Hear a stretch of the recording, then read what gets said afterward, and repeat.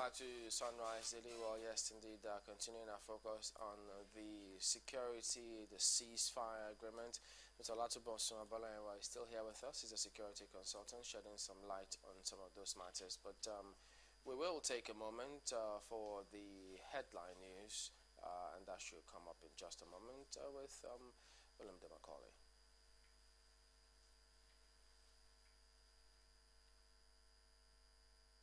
Many thanks, Chamberlain. And here are the headlines for you this morning. Thank you for joining us. The President has expressed displeasure over the discriminatory checks and stigmatization of Nigerians abroad over the Ebola virus disease. President Jonathan, who said this when the foreign ministers of Germany and France paid him a visit at the presidential villa, explained that he expects the situation to change now that the World Health Organization has certified that the country is Ebola-free.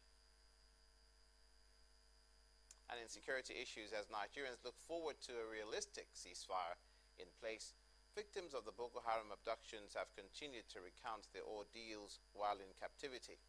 According to the Nigeria researcher for Human Rights Watch, women and girls kidnapped by the Islamic group have been forced to renounce their faith, marry against their will, and some even forced to go to the front line to help fight the enemy.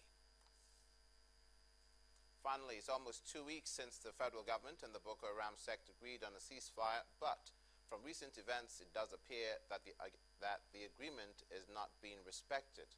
For the Catholic Bishop of Maiduguri, Reverend Dr. Olivia Dome, there are doubts about the ceasefire as Christians are still being attacked and killed by the sect.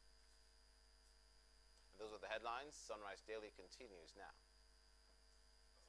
Well, let's get back to this. And so, but the principle you spoke about, did it work when U.S. faced Al Qaeda and then the death of Osama bin Laden? That's a terrorist group, isn't it? That's a terrorist group. Don't forget that I'm not advocating that we should negotiate and leave terrorists alone. Terrorist organizations are criminal organizations working against the set law of the land, which and accountability should be given. Those who committed crime against the Nazis are still being hunted down today and are still being prosecuted, despite the fact that that happened probably before my father was born. So there's going to be accountability and there's going to be day of reckoning for people's activities one way or the other. The fact that Boko Haram members maintain a ceasefire in Nigeria does not mean that some of them does not have questions to answer to other part of the world. But if there's a ceasefire agreement, doesn't it suggest that all those questions and answers may fizzle out? Well, it may fizzle out on Nigerian context, but if a member of Boko Haram has committed an offense in the UK, are you trying to say that the ceasefire in Nigeria will make the government of the UK to say, okay, now that your country has forgiven you, you are a free man? What if the government of the UK says, well, yes, we expect Nigeria to honor that ceasefire agreement? What does that suggest? Sorry, can you come again on that? If the government of UK, hypothetically, also sends a message to the country, Nigeria, saying, yes, we expect you to honor the ceasefire agreement, what does that suggest? It does suggest that respecting that in order for you to have peace and tranquility on your land. Do you understand? But don't forget that the government there is more organized. We have people who will argue for and argue against anything, any incident that happen upon their own soil or any crime committed against their own people. It's a two different ball game. Are you getting my point? Not then quite. the issue, not quite. Okay, what I'm trying to say to you is this. If I get you right, you're saying that the ceasefire should eliminate the fact that somebody should be brought to book. No, I'm asking, will it eliminate that? Or does that mean that there will be no more questions to answer about the ills? It depends on what has been done and where. For instance, now, one of the last set of terrorist activities that took place was two Nigerian dissidents who happens to be British citizen committed a crime in Greenwich in London by cutting off the head of a soldier. If that incident is linked to a terrorist group in Nigeria, Are you saying that the British government will not be coming to Nigeria to say, please, send that guy to us?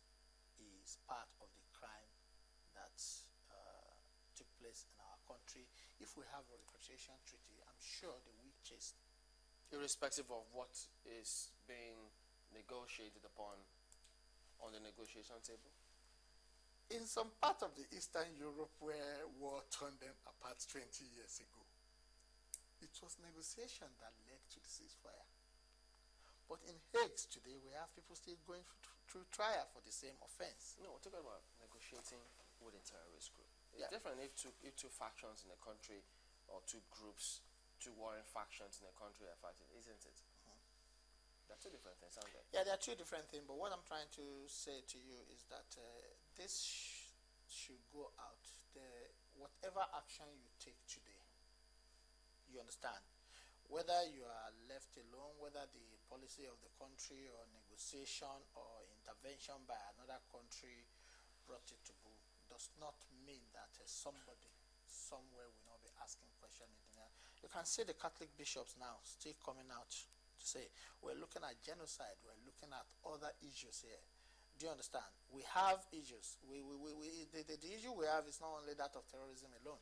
Don't forget that the Fulani herdsmen havoc is not out in the limelight already, because Boko Haram and Ebola really covered that, but they are still perpetrating evil. Are you getting it? So now, if we negotiate with Boko Haram, we'll say, okay, it's okay, you guys, you can go, we've signed this agreement. That is if they lay down their arms completely.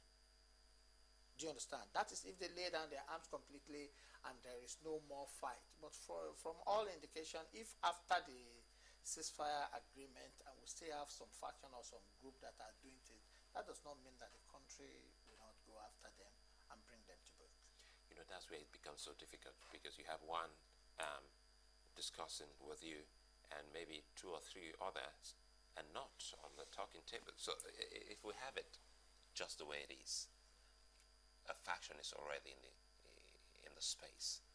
What do? We still haven't been able to fathom what we can do, because when you start to unleash terror on people by a group that is supposedly observing a ceasefire, the nation is left with no choice than to continue with the onslaught. We don't call that onslaught. Military action, policing action is not an onslaught. It is a statutory duty that they are charged to do to protect lives and properties. It is the people that don't have that power, the criminal element that are coming on the people, killing innocent people, asking them to change their religion, doing it violently, blowing up infrastructure that is supposed to serve people for more than 200 years, that are causing unnecessary onslaught on the people. Now, I strongly want to believe that the relevant authorities are gathering what we call vital intelligence at this point in time in order for them to move forward. Because if Boko Haram becomes a harmless organization, that does not mean that Nigerian military or Nigerian police should go back to sleep and say all is okay. We have other issues that we're looking at. It is time for us to start looking at the quality of the people that are talking and negotiating with us. What information? For instance, now, if certain group, let's say 60% of the factions we have at the moment are on the side of the government, and we have 40% out there to say, you guys, you are on your own, we will continue to kill, maim, and destroy things and everything. Are the group negotiating with us willing to share intelligence with us on how to get rid of those ones? That is the type of quality that I want to look at in this. When you say agreement must have a quality. It must have certain elements in it. Are you laying down your arms to now help us to secure the country? Are you laying down your arms to disappear into the thin air and call yourself another name to come back again? Because either we like it or not, it is the remnant of Al-Qaeda, Taliban that are now coming together to form ISIS.